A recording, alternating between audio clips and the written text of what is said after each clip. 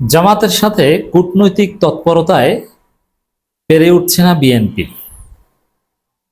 BNP পিছিয়ে পড়ছে, জনগণ বিএনপিকে সন্দেহ করছে, বিএনপি বিদেশিদের কাছে ধরনা দিচ্ছে, যেটা বিএনপির জন্য লজ্জাজনক, বিএনপির জন্য অবমাননাকর। দর্শক, আপনি সোশ্যাল মিডিয়া কিংবা জনগণের মতামত কিংবা নিউজ পেপারের নিচে, খবরের নিচে জনগণের মন্তব্য, যেখানে স্বাধীনভাবে মানুষ মত প্রকাশ করতে পারছে, কোনো ভয় নেই, একটু দেখবেন। সেখান থেকে স্পষ্ট যে জামাত ইসলামী কূটনৈতিক তৎপরতা চালাচ্ছে। প্রতিনিয়ত জামাতের কার্যালয়ে বিদেশি কূটনীতিকরা আসছেন এবং আমিরে জামাত নিজেই বেশিরভাগ সময় কূটনীতিকদের সাথে দেখা করছেন, সাক্ষাৎ করছেন।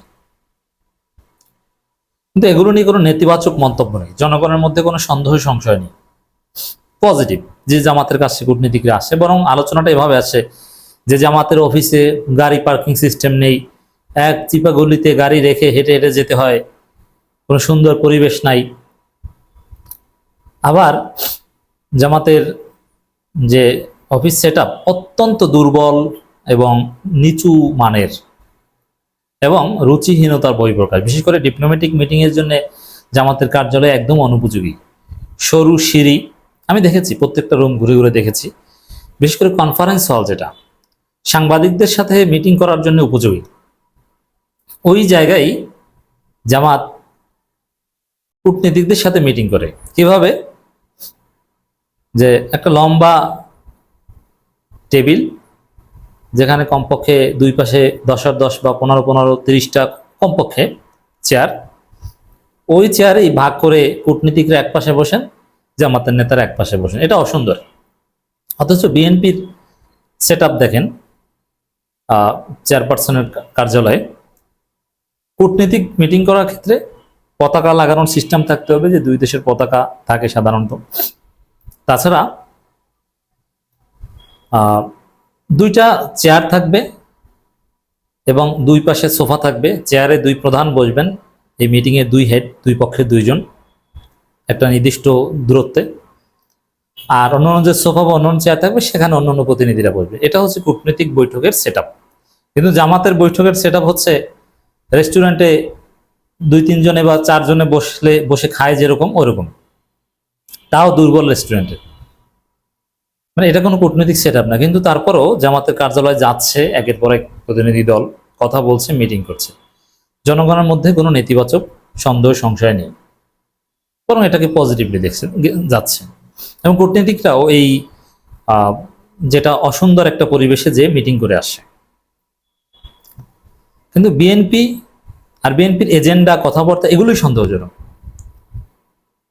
যেমন বিএনপির কূটনীতিকদের সাথে মিটিং করা খবরের নিচে মন্তব্য জনগণের বিদেশিদের কাছে ধরনা দিচ্ছে, বিদেশিদের কাছে হাত পাচ্ছে। এবং আসলে ওইগুলো নিয়ে আলোচনা হয়। জামাত আলোচনা করে বেশিরভাগ ক্ষেত্রে দেশের উন্নয়ন অগ্রগতি কিভাবে করা যায়, কিভাবে বিদেশি বিনিয়োগ আনা যায়, এমনকি জলবায়ু, পরিবেশ, এগুলো নিয়ে আলোচনা করে, সাস্টেইনেবল ডেভেলপমেন্ট নিয়ে আলোচনা করে। কিন্তু বিএনপির ক্ষেত্রে ঘুরে ফিরে ভাই তাড়াতাড়ি নির্বাচনের কথা বলেন আপনারা, মানে বিদেশিদেরকে বাংলাদেশের রাজনীতিতে ডেকে আনছে। তো এই জায়গাটায় এই যে জনগণ এই ধরনের মিটিংকে নেতিবাচক ভাবে দেখছে, আর জামাত ওইভাবে কারো কাছে ধারণা দিচ্ছে না, এইসব বিষয়ে তেমন আলোচনা নেই, মাঝে মাঝে আলোচনায় আসে কিন্তু খুব কম। এই জায়গা থেকে তো জামাত এগিয়ে। দেখেন, কূটনীতিকদের সাথে বৈঠক করার পর জামাতের যে প্রেস রিলিজ আসে, সেখানে খুব সুন্দর খবর যে দুই দেশের সম্পর্ক উন্নয়ন নিয়ে আলোচনা হয়েছে। আর বিএনপির খবর কি? নির্বাচন নিয়ে আলোচনা। বাংলাদেশি নির্বাচন নিয়ে আপনি বিদেশিদের সাথে কি আলোচনা করেন? যেমন একটা খবর সমকালের, নির্বাচন নিয়ে আলোচনা হয়েছে আমির খসরু একা বসে সংবাদ সম্মেলন করছেন আর বলছেন যে নির্বাচন নিয়ে আলোচনা হয়েছে। একটু খবরটা আপনাদেরকে শোনাই দর্শক, তাহলে বুঝবেন যে বিএনপি কি করছে। বিএনপি মহাসচিব মির্জা ফখরুল ইসলাম আলমগীরের সঙ্গে বৈঠক করেছেন ঢাকায় যুক্তরাষ্ট্রের charge d'affaires Tracey Ann Jacobson. যুক্তরাষ্ট্রের কূটনীতিক বা রাষ্ট্রদূত, অ্যাম্বাসেডর মর্যাদার যিনি প্রতিনিধি আছেন এখন, তার সাথে কথা হয় নির্বাচন নিয়ে। এবং নির্বাচনের বাইরে বিএনপি কারোর সাথে কোনো কথা বলে না। এতে বাংলাদেশে আগামী জাতীয় নির্বাচন ও দুই দেশের স্বার্থ সংশ্লিষ্ট নানান বিষয়ে আলোচনা হয়েছে।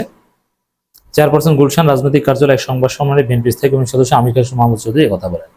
ওই নির্বাচনী আলোচনা মানে সবার কাছে হাতে পায়ে ধরছে, ভাই আমাদেরকে নির্বাচনের ব্যবস্থা করে দেন। কিন্তু সারা পৃথিবী বলছে যে প্রফেসর ইউনূস সংস্কারের পাশে আছে, আর নির্বাচন বাংলাদেশের ইন্টারনাল বিষয়। এটা জাতিসংঘ বলেছে, বিভিন্ন দেশে বলছে, পাচ্ছে না। যার ফলে বিএনপি তার প্রতিপক্ষকে বলছে যে সে আমেরিকা এবং চীনের দালাল। এর মানে আমেরিকা চীন বিএনপির প্রতিপক্ষ। প্রধান উপদেষ্টার সামনে যে একদিন ঝগড়া হয়েছিল নাহিদ ইসলাম এবং সালাউদ্দিন আহমেদের মধ্যে, তখন নাহিদ ইসলাম বলেছে যে ভারতের সুরে একটি দল দ্রুত নির্বাচন চায়, ডিসেম্বর নির্বাচন চায়। জবাবে সালাউদ্দিন আহমেদ বলেছিল যারা নির্বাচন চায় না তাহলে তারা আমেরিকা এবং চীনের সুরে। এর মানে আমেরিকা চীন বিএনপির প্রতিপক্ষ। এর আগে মির্জা ফখরুলের সঙ্গে যুক্তরাষ্ট্রের সাউদি অ্যাফেয়ার্সের বৈঠক হয়। বিএনপি মহাসচিবের সঙ্গে আমির খসরু ও দলের সাংগঠনিক সম্পাদক শামা ওবায়দ উপস্থিত ছিলেন। আমির খসরুকে নতুন অ্যাসাইনমেন্ট দিয়েছে ভারত এবং ফর দি টাইম বিং আমির খসরুকে তারেক রহমান সালাউদ্দিন আহমেদের চাইতে উপরে উঠিয়ে দিয়েছে। মির্জা ফখরুল এখন তেমন কিছু না। বিএনপির এখন মূল দেশে যারা আছে লিডার হচ্ছে সালাউদ্দিন এবং আমির খসরু। মানে প্রো ইন্ডিয়ান দুইজনকে এখন সামনে আনছে।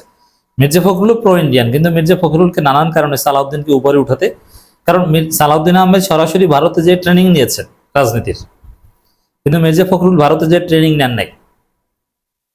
তো এই জায়গাটায় সালাউদ্দিন এগিয়ে। এই জন্যে অনিবার্যভাবে ভারতের পারপাস সার্ভ করতে বা ভারতের প্রেসক্রিপশনে রাজনীতি করতে হলে সালাউদ্দিন আহমেদকে সামনে আনতে হবে। আর আমির খসরু মাহমুদ চৌধুরী পুরানো ভারতের দালাল, সালাউদ্দিন আহমেদ কিন্তু নতুন দালাল। সালাউদ্দিন এক সময় আধিপত্যবাদের বিরুদ্ধে সোচ্চার ছিলেন, আর এই কারণে সালাউদ্দিন আহমেদকে টার্গেট করে ধরে নিয়ে ভারত ফাঁদে ফেলে ট্রেনিং দিয়ে সুযোগ সুবিধা দিয়ে পাঠিয়ে দিয়েছে।